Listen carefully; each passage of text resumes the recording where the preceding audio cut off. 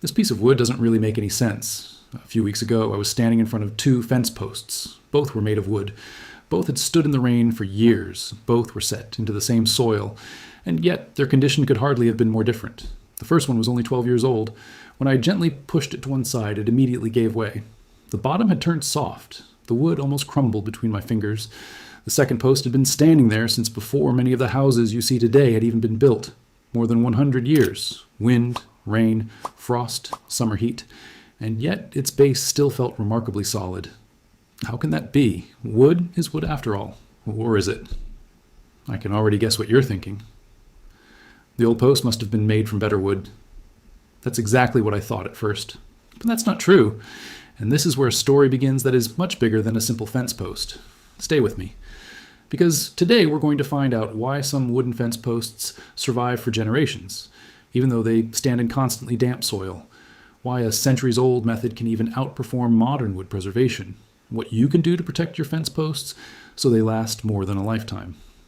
But before we talk about a technique that Japanese carpenters already knew centuries ago, we first have to answer a much more important question. Why does wood rot in the first place? The answer seems obvious. Rain, moisture, time. That's what we've been told for decades. But there's a problem with that explanation.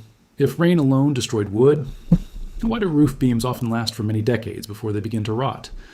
Why do old barns outlast modern fences? And why does a fence post almost always decay in exactly the same place?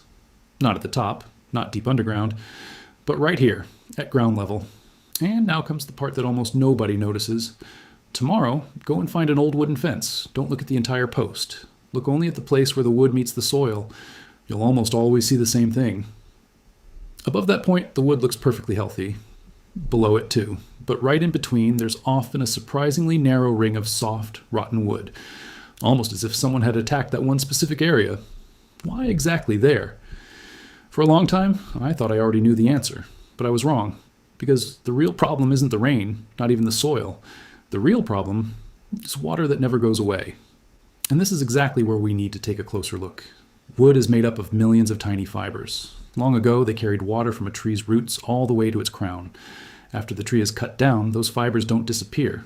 They simply keep doing what they were designed to do. Imagine a bundle of countless drinking straws. That's exactly how wood behaves. It slowly draws moisture upward. Not quickly, not visibly, but relentlessly. Now the real drama begins. Rain comes from above. Moisture rises from the soil below. And both meet in one single place, right at the surface of the ground. That's where the wood often remains permanently damp. Not for hours, not for days, but sometimes for years. And that is the real invitation for fungi. This is where many people make their next mistake. They believe fungi eat wood. In reality, they're interested in something entirely different. They're looking for sugar, for the organic compounds inside the wood that once sustained the living tree. The wood itself is merely the pantry. And water opens the door. Suddenly, something starts to make sense. The post doesn't die because it gets old. It dies because down there a perfect microclimate develops over the course of years. Warm, moist, dark, almost like a greenhouse for decay. At this point, you might think we've solved the mystery. At least that's what it seems. But this is where the most fascinating part begins.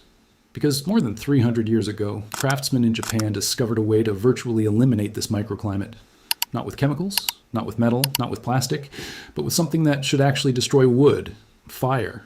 At least that's what everyone thought, including me, until I understood what fire really does to wood. And that very difference determines whether a fence post has to be replaced after 12 years, or whether perhaps even your grandchildren will still see the very same post standing in the garden. Most people probably think the mystery has been solved by now. Fire protects the wood. End of story. Honestly, that's exactly what I thought as well. And that's precisely why I made one crucial mistake in the beginning. I charred a fence post, set it into the ground, and waited. At first, everything looked perfect. The blackened surface felt hard, almost like stone. But a few years later, the first tiny cracks began to appear. Nothing major, almost invisible. But those were exactly the places where water began to find its way back into the wood. And suddenly I realized something. Fire alone was never the solution. It was only the first step. But before we find out what's still missing, we first need to understand what fire actually does to wood. Because this is the point where an old woodworking technique suddenly becomes chemistry. And chemistry always follows the same rules. It has for millions of years. Wood is essentially made up of three building blocks: cellulose, hemicellulose, and lignin. You don't have to remember those names. Something else is far more important. Two of these components contain exactly what fungi are looking for: energy, or more simply put, food. Fungi don't eat wood. They feed on the substances wood is made of. And now something fascinating happens. When the surface of the wood is heated in a controlled way, those easily attacked components are the first to disappear. What remains is something completely different: carbon, almost pure carbon. And that carbon changes everything. Because to fungi, it's practically worthless. No food, no growth, no decay. But that's only half the story. And this is where things become truly interesting. The heat doesn't just change the chemistry, it also changes the structure of the wood. Imagine a dry kitchen sponge. It soaks up water immediately, but if you squeeze it tightly, closing most of its pores, far less water can get inside. The surface of wood behaves in a very similar way. Heat densifies the outer layer. Many of the open pores close. As a result, the wood absorbs far less moisture. And that's exactly why decay no longer stands a chance. Not because the fungi have disappeared, but because the conditions they depend on no longer exist. That's a crucial distinction. The Japanese craftsmen never tried to fight the fungi. They simply took away their means of survival. And that's exactly why this method still works today. Without poison, without chemicals, without complicated technology, it's actually incredible. A solution based on simple chemistry. And yet, only very few people still know about it. Or perhaps I should say, not anymore. Because several centuries ago, this knowledge was anything but unusual. The story begins along Japan's coastlines. There, fishermen noticed something strange. After small fires at the docks, some charred wooden planks suddenly lasted much longer than all the others. Salt water, moisture, barnacles, shipworms, none of it seemed to affect them very much. Was it just a coincidence? At first, that's what the fishermen believed, so they repeated the experiment. Again and again, always with the same result. An observation became experience. Experience became craftsmanship. And craftsmanship became a tradition that is now known as yakisugi. For generations, carpenters used this technique to protect building facades, barns, boats, temples, and later, fence posts as well. Not because they were romantically attached to old traditions, but because they worked. Now, listen carefully. Even a perfectly charred surface will eventually fail. Not immediately, maybe not even after 10 years, but eventually. Why? Because although carbon is incredibly durable, it can also become brittle. With every passing season, wood continues to move. It expands, it contracts. Temperature, moisture, frost, heat, year after year. Eventually, tiny cracks begin to form, almost invisible. But water doesn't need large openings. A hairline crack is enough. Over the years, it slowly finds its way back into the wood. Slowly, almost unnoticed. That's why the old Japanese carpenters never considered their work finished after charring the wood. In fact, that's where their work truly began. This is where the most important part of the entire system begins. Because the old Japanese craftsmen never relied on fire alone. They knew something essential. The layer of charcoal needed an ally, something that could penetrate deep into every tiny pore, something that wouldn't merely sit on the surface, but would become part of the wood itself. And, in the end, that inconspicuous substance determines whether your fence post lasts 20 years, or perhaps an entire century. Most people know what it is. They just don't know the role it really plays. Boiled linseed oil, not some high-tech product. Not a specialty resin, not a modern wood preservative, just a simple plant-based oil. Why? Because it can do something that modern coatings often cannot. Now it becomes truly fascinating. Most protective coatings work like a rain jacket. They form a layer on the outside of the wood. As long as that layer remains intact, everything works perfectly. But eventually, tiny cracks develop, perhaps because of frost, perhaps because of sunlight, or simply because the wood itself keeps moving. And that's when something deceptive happens. Water seeps beneath the coating, but it often can no longer escape properly. From the outside, the post still looks perfectly healthy. Inside, however, it has already begun to rot. That's exactly why many modern protection systems seem outstanding at first, only to fail completely without warning. Linseed oil takes a completely different approach. It doesn't form a skin, it becomes part of the wood. The oil penetrates deep into the fine pores of the charred surface. And that's where something remarkable happens. It doesn't simply dry, it reacts with the oxygen in the air, slowly, day by day. As it does, it hardens. Not on the wood, inside the wood. As a result, the charcoal layer becomes stabilized. Tiny cracks are reinforced. The entire surface becomes far more resistant. And suddenly, the first step takes on an entirely new meaning. Do you remember the beginning? Back then I said that fire was only half the truth. Now you know why. Fire creates the foundation. Linseed oil makes it last. Only together do they form a complete system.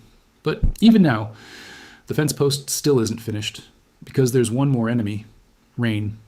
Not the rain that falls from above, but the rain that remains standing in exactly the same place, year after year.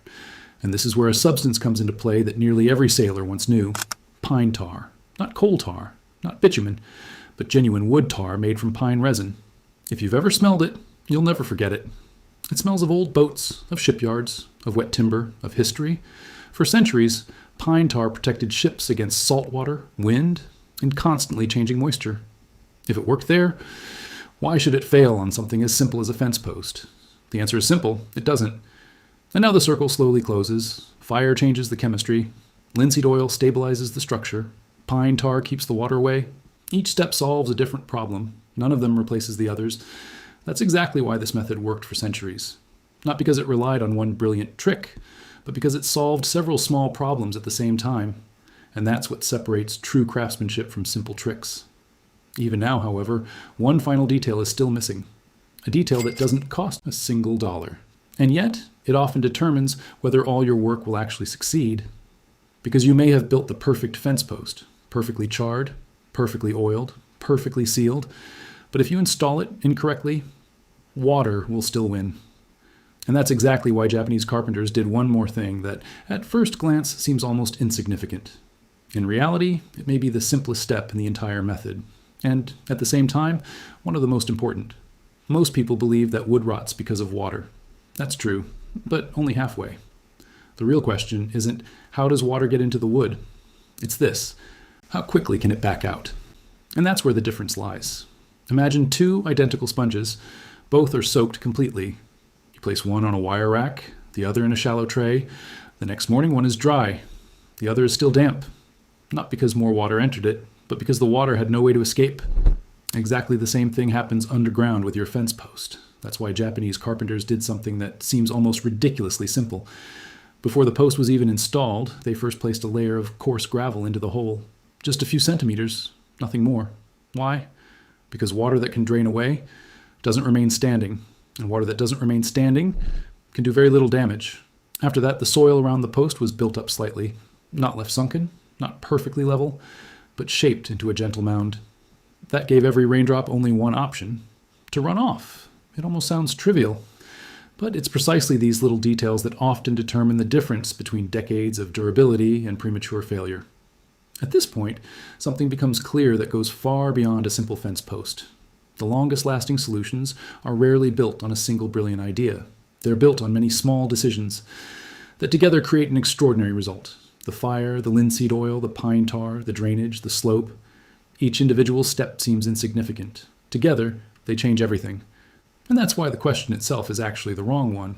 The question isn't, which trick protects wood? It's this: how do you prevent decay from developing in the first place? That's an enormous difference, because now you're no longer fighting the symptom. You're preventing it from ever occurring. And that's exactly how craftsmen thought for centuries. Until, one day, that way of thinking disappeared.